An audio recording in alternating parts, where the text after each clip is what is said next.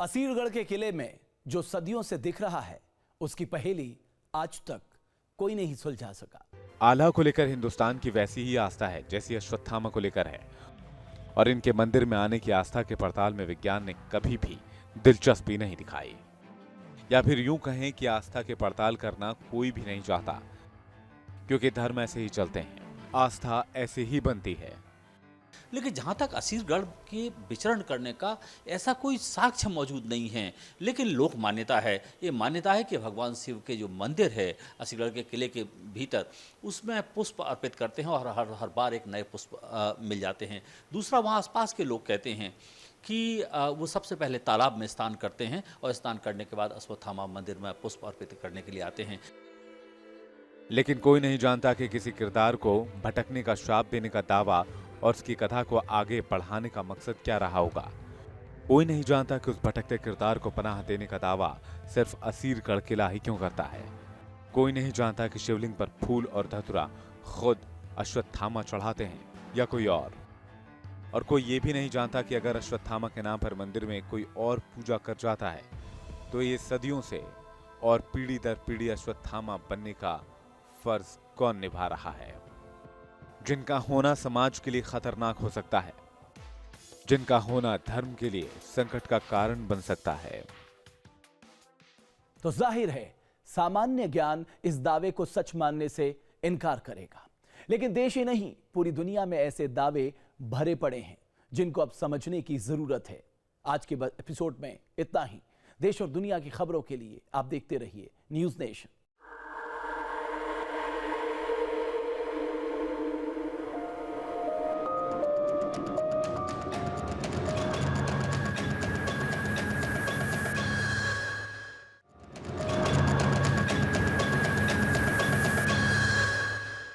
हमारी तफ्तीश का नतीजा एक बेहद रोचक मोड़ पर जाकर खत्म हो गया।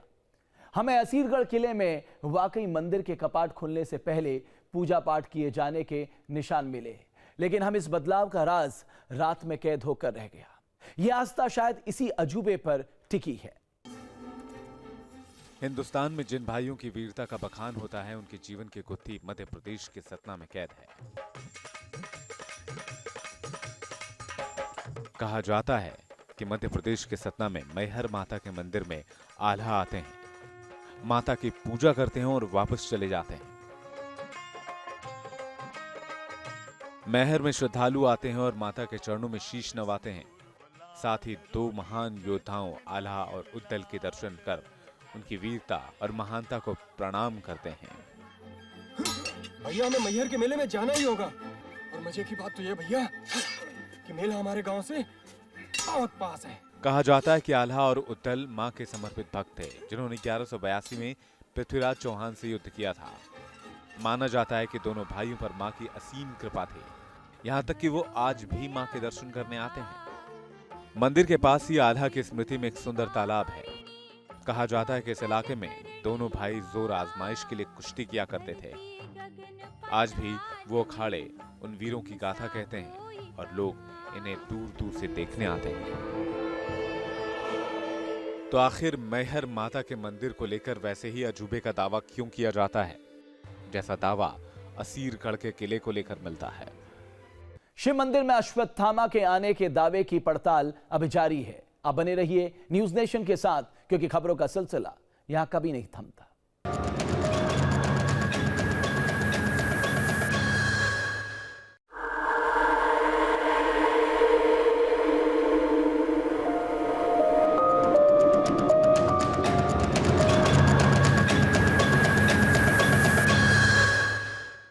नमस्कार, मैं हूं रमेश भट्ट। हमारे खास कार्यक्रम रहस्य में आपका स्वागत है। आज एक ऐसे राज की पड़ताल करेंगे और आपको लिए चलेंगे हिंदुस्तान के एक ऐसे किले में जिसे बेहद रहस्यमय माना जाता है। वो किला है मध्य प्रदेश के असीरगढ़ का किला, जो अब खंडर में तब्दील हो चुका है और अपने आखिरी दिन गिन रहा है। लेकिन दावा किया जाता है कि इस किले में आज भी अश्वत्थामा आता है। मेरे अभिमन्यु का वध तूने किया था।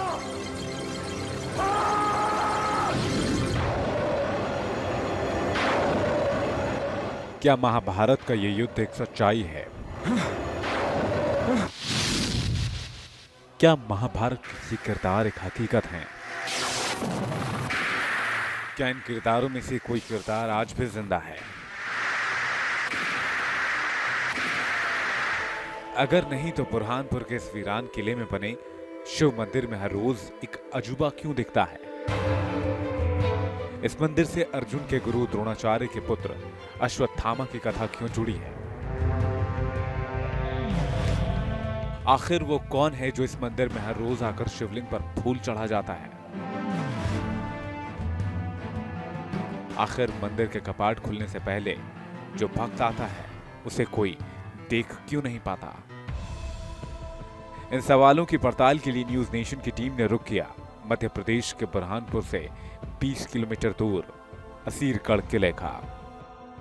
महाभारत के एक किरदार के बारे में कहा जाता है कि वो आज भी जीवित हैं और वो किरदार है अश्वत्थामा का।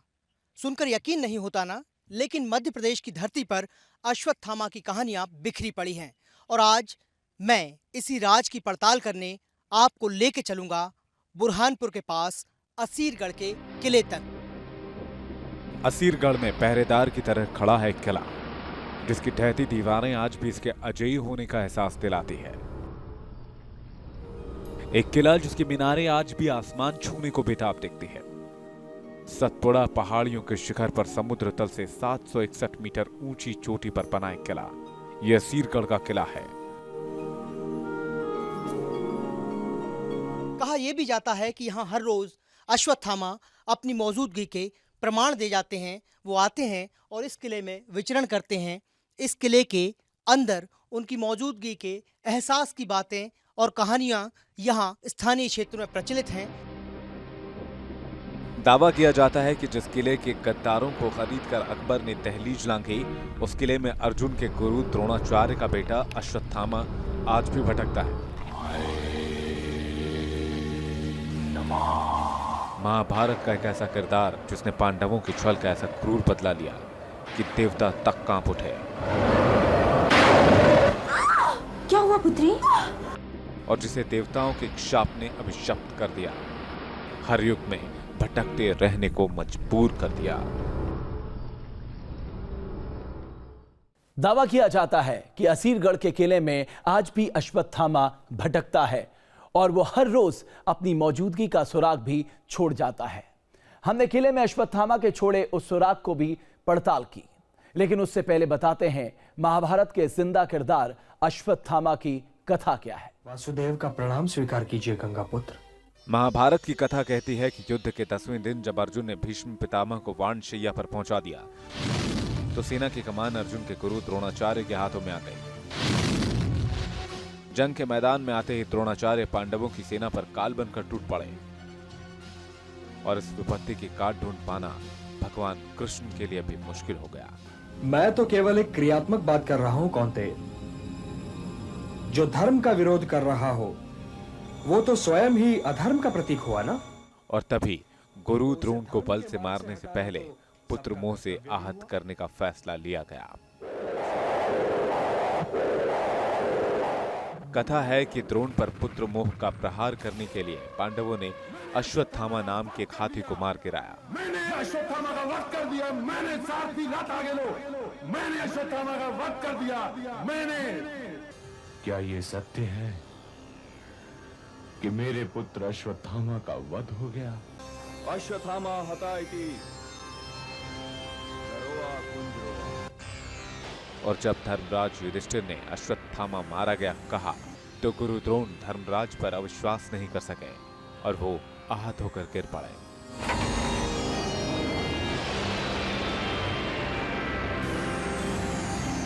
कथा है कि धर्मराज ने जैसे ही नर नहीं हाथी कहा, पांडवों की सेना ने शोर करके गुरु द्रोण को हाथी शब्द सुनने ही नहीं दिया और उनके आहत होकर गिरते ही धृष्टद्युम्न ने उनका वध कर दिया।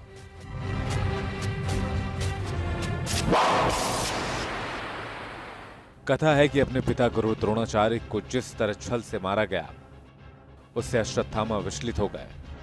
उन्होंने पिता की मौत का बदला लेने का फैसला किया और बदले की आग में उन्होंने पांडव वंश के विनाश की प्रतिज्ञा कर ली।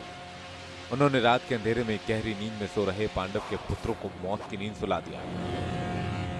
5 पुत्र जो द्रौपदी के थे वो सोए हुए थे, और जब अश्वत्थामा वहां पर आया तो उसने जो है देखा कि 5 पांडव सो रहे हैं, तो उन द्रौपदी के 5 पुत्रों का जो है उसने वध कर दिया और 5 की गर्दन काट करके कपड़े में लपेट करके जो है वो वहां पर दुर्योधन के सामने ले गया। और फिर भी गुस्सा कम नहीं हुआ तो उन्होंने उत्तरा के गर्भ में पल रहे अभिमन्यु के पुत्र परीक्षित का वध करने के लिए ब्रह्मास्त्र चला दिया।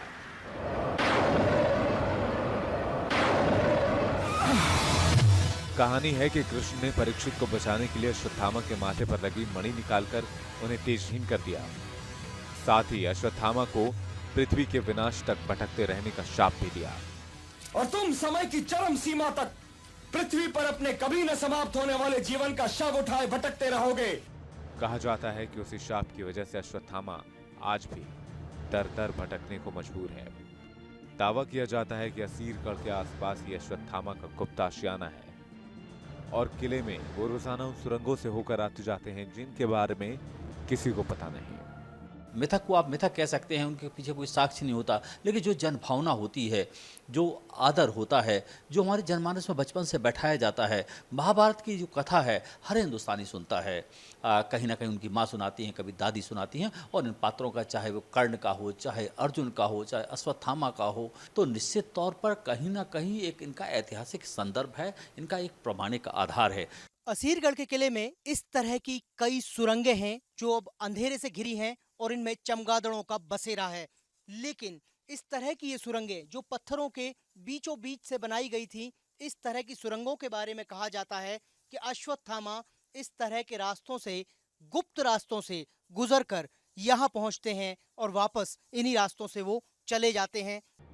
दावा तो ये भी किया जाता है कि किले में बने शिव मंदिर में अश्वत्थामा पूजा पाठ के लिए आते हैं।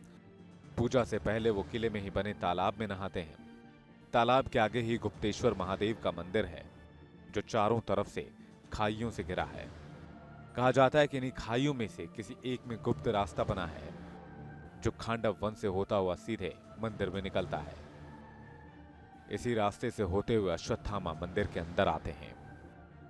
असीरगढ़ के किले में ये वो शिव मंदिर है जिसे अश्वत्थामा के आराध्य देव महादेव का मंदिर कहा जाता है, और इस मंदिर में लिखा भी हुआ है अश्वत्थेश्वर महादेव, यानी अश्वत्थामा के आराध्य महादेव। मंदिर में प्रवेश करते ही सबसे पहले नंदी की प्रतिमा है, और यही अश्वत्थेश्वर महादेव शिवलिंग है जिनके बारे में ये कहा जाता है कि खुद अश्वत्थामा यहाँ पहुँचते हैं, पूजा करते हैं भगवान भोलेनाथ की। ये किंवदंती है, ये कहानी है, और असीरगढ़ के किले से जुड़ा हुआ यही सबसे बड़ा राज है जिसके बारे में अलग अलग तरह से लोग अलग अलग तरह की बातें कहते हैं। अश्वत्थामा जिस मिथकीय चरित्र के व्यक्ति हैं, उनको दुनिया के 8 अजर अमर पात्रों में से माना जाता है। आज 8 अजर अमर ऐसे व्यक्तित्वों में से माना जाता है जिनकी मृत्यु नहीं हुई है और जिनकी मृत्यु कभी होना भी नहीं है। यहाँ पे अश्वत्थामा जो है वो अमर है और रात को पूजा करने आते हैं। हमने सुना है कि वो मंदिर में सुबह शाम रात को आते हैं और वो पूजा करके चले जाते हैं। अश्वत्थामा जी आते हैं यहाँ पे, लेकिन किसी को दिखे नहीं है। सुन रखा तो बस यही है कि पूजा करते, तो बाकी कुछ सुना नहीं। तो क्या वाकई अश्वत्थामा इस मंदिर में रोजाना आ सकते हैं? क्या महाभारत का जिंदा किरदार कहा जाने वाला द्रोण पुत्र शिवलिंग पर फूल चढ़ा जाते हैं? असीरगढ़ के किले के आसपास पसरी आस्था हकीकत भी हो सकती है क्या? क्या वाकई मंदिर का ताला बंद होने के बाद और ताला खुलने से पहले असीरगढ़ के किले में कोई अजूबा होता है? क्या भगवान शिव के मंदिर में कोई फूल चढ़ा जाता है? आखिर हमने सदियों से चले आ रहे इसी दावे को परखने का फैसला किया। क्या आज भी जिंदा है अर्जुन के गुरु द्रोणाचार्य के पुत्र अश्वत्थामा? क्या असीरगढ़ के किले में पूजा पाठ के लिए आते हैं अश्वत्थामा? क्या कलयुग में भी कृष्ण के शाप से भटक रहे हैं अश्वत्थामा? इन सवालों का जवाब जानने के लिए हमें टकराना था किले की अबूझ पहेली से, किले के साथ बंद हो जाने वाले रात के राज से, किले के खुलने के साथ ही दिखने वाले सुबह के सच से। और इन पहेलियों की पड़ताल किसी चुनौती से कम नहीं थी। असीरगढ़ के किले में हमने शाम के वक्त कदम रखा था और हमारी नजर में था अश्वत्थामा का प्रिय कहा जाने वाला महादेव का मंदिर। हालांकि अश्वत्थामा को देखने के प्रमाण यहाँ लोगों के पास नहीं है, लेकिन स्थानीय कहानियों में हर जगह असीरगढ़ के किले का नाम आते ही अश्वत्थामा से जुड़ी हुई तमाम कहानियाँ, तमाम किंवदंतियाँ शामिल होती हैं।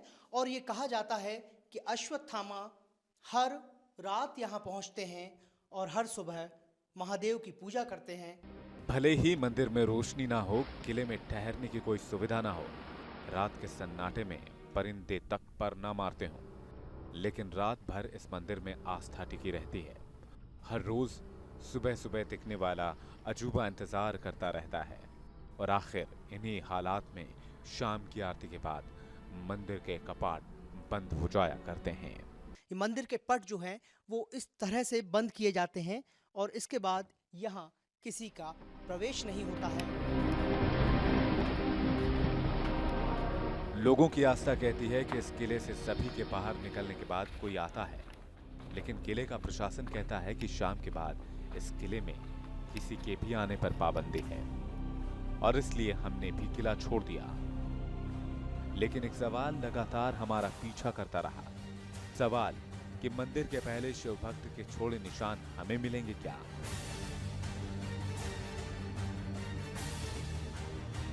महाभारत के भटकते किरदार के छोड़े सुराग हमें मिलेंगे क्या? किले में हर रोज की तरह महादेव की पूजा करने के लिए अश्वत्थामा आएंगे क्या? और दूसरे दिन मंदिर में दाखिल होते ही गर्भगृह का बदलाव हमारे सामने था।